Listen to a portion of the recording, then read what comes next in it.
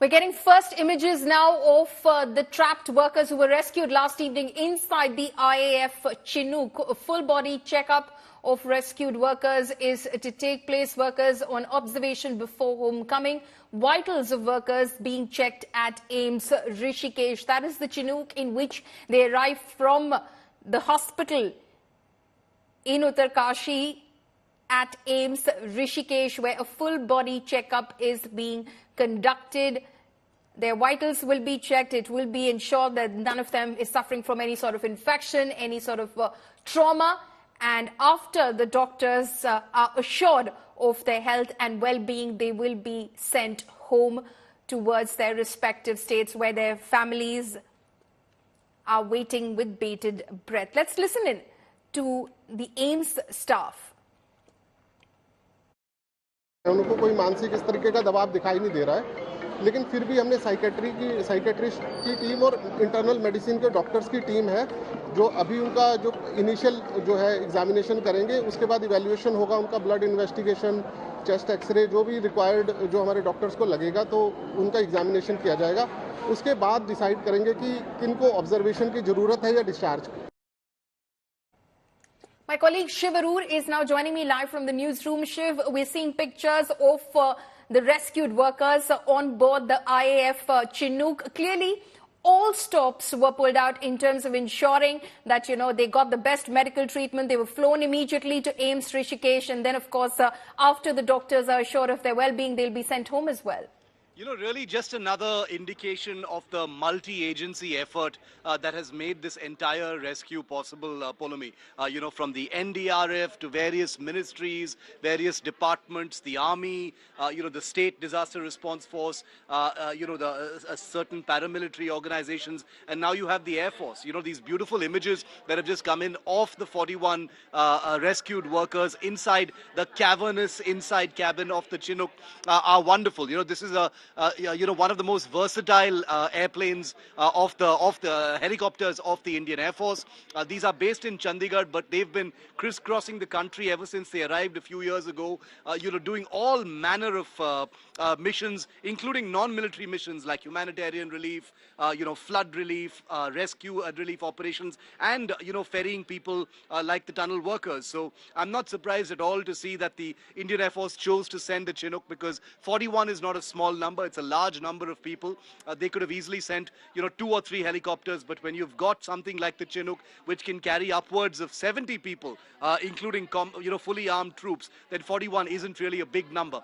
This is a pretty unconventional helicopter, as all of our viewers can see. It's a twin rotor helicopter, contra-rotating, twin tandem rotor helicopter, which is capable of lifting very, very large loads. These helicopters, not only conduct missions of this kind, Poulomi, but they're also on the front line. They've been deployed in Ladakh, where they, fly missions like carrying guns to the front, carrying vehicles to the front, carrying, light machinery and fuel, etc., to the front.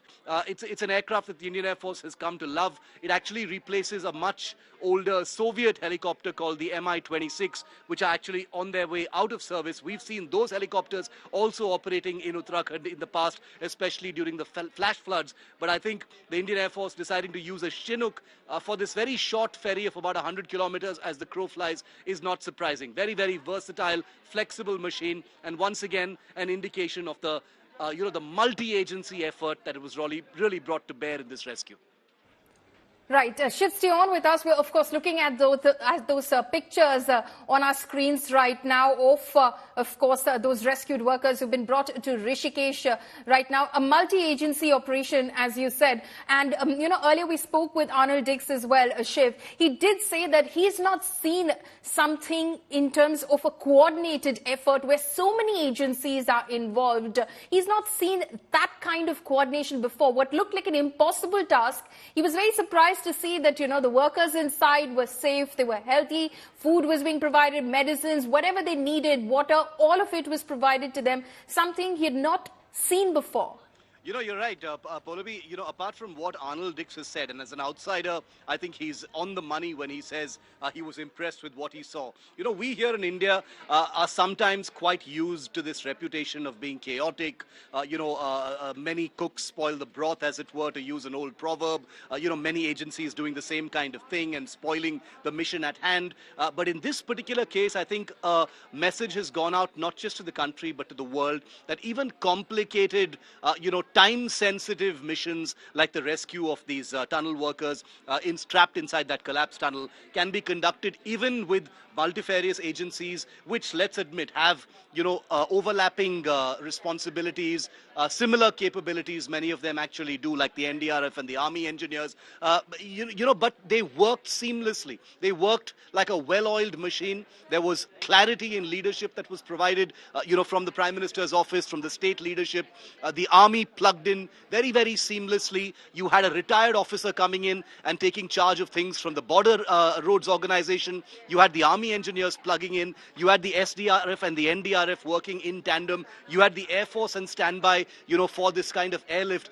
The message that has gone out is that, chaos is a thing of the past. This is a country that is capable of conducting complicated, time-sensitive, human-sensitive missions with a great deal of accuracy, with a great deal of patience, with a great deal of meticulous planning, and with several layers of backup. You had aircraft on standby. You had multiple, vents going into that collapsed area to rescue these people. There were redundancies planned, and all of this was happening behind the scenes. What you saw on air, what you saw in those pictures was that final result, and on certain occasions you saw what was actually happening inside the tunnel. But just imagine the level of coordination for 11 or 12 different agencies, over 600 personnel from all of these agencies actually working in symphony, syncretically together. It's an amazing thing. I think a story about that is waiting to be told, Pallavi.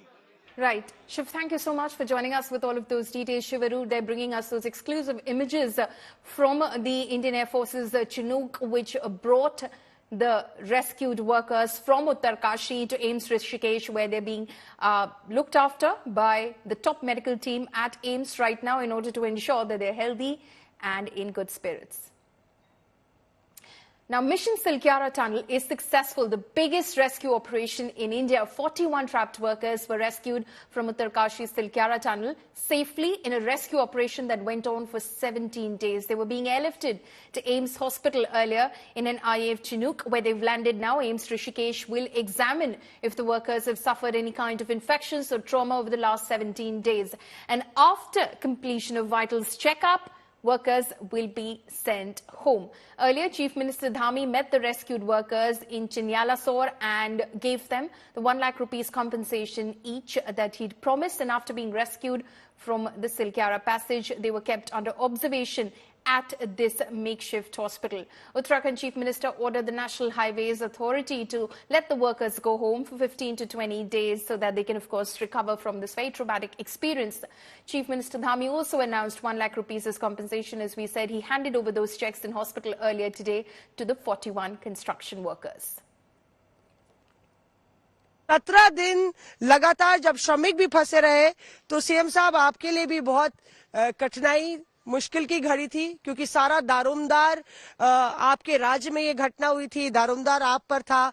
अब जो है एक बार फिर से जो सुबह हुई है उसमें धूप जो है अलग तरह से खिली हुई है। नहीं, बहुत कठिन समय था कि अचानक दीपावली के दिन ही ये बात आई, ये मैसेज आया कि यहाँ पर इस प्रकार की घटना हो गई है।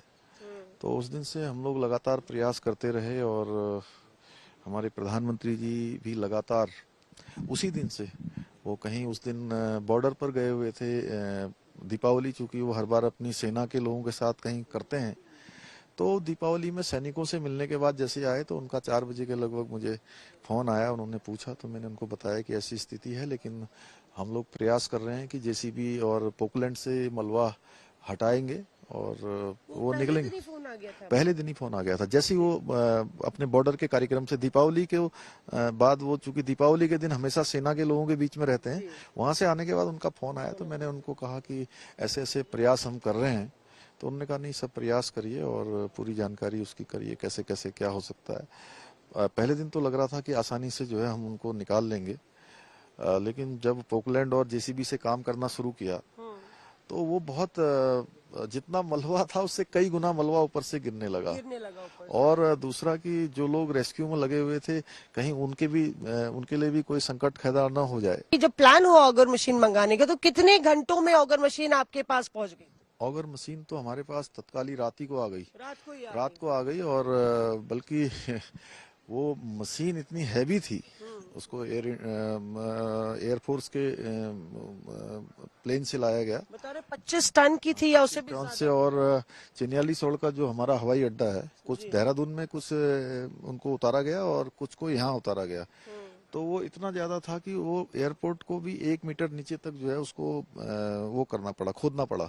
अच्छा, एयरपोर्ट को भी खोदना पड़ा? हाँ, एयरपोर्ट को भी खोदना पड़ा उसको उतारने के लिए, अपलिफ्ट करने के लिए। तो वो मशीन हमारी तत्काल पहुंच गई थी, मतलब बहुत जल्दी हमको, मैं समझता हूँ कि 24 घंटे के अंदर हमको मशीन उपलब्ध हो गई थी। Whether is it Iraq, Yemen or Silkyara tunnel in Uttarakhand, General VK Singh always at front. General Saab, how was the whole operation? It was a very complicated operation. We involved all who could help us. The success of this is, I would attribute it primarily to the directions given by the Honorable Prime Minister and all the agencies who coordinated to attain what we wanted. Can you tell us something about the last moment operation when it was happened? See, what had happened is towards the end, our auger had got stuck because of the metal inside. Unfortunately, before that, before putting the auger in, we had checked up. And the person who had gone in, he had checked up. The indicators given to us was there was no metal. The moment the auger went in, I think it sucked in particular 4 pipe which is called, which forms the various, which strengthens the roof of the tunnel. That came in. The moment it rotated, it got stuck. And some rocks also came in, which were hard rock. So it got badly entangled into the whole thing. We decided it may be a 24-hour delay, but we'll proceed with it, get the auger out by cutting it, and then do manual digging so that we can reach the other end. You have seen many operations in foreign or in India. What is the lesson for the future? See, tunnels are a different thing altogether. We are carrying out a detailed study, and I think yesterday Gadkari ji also said so. We are carrying out a detailed study. We will audit each and every tunnel which is being made or